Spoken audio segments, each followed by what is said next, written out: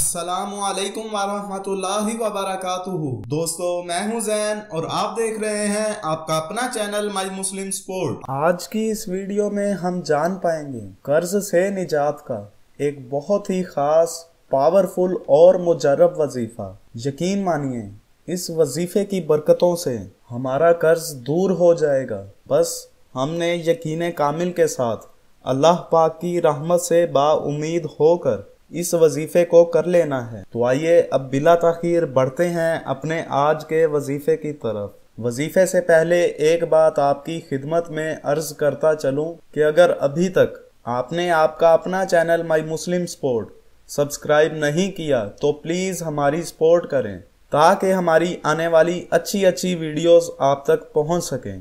तो हमारे आज के वजीफे की तरकीब कुछ यूं है कि जिस किसी भी दोस्त अहबाब पर कर्ज का बोझ हो, यानी कर्ज बहुत ज़्यादा हो, तो उसे चाहिए इस दुआ को पढ़ा करें।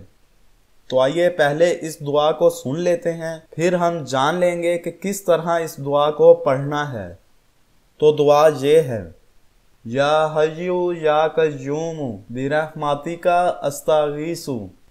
एक मरतबा फिर सुन लीजिए, या हय्यू या कय्यूम बिरहमातिका अस्तागीसु।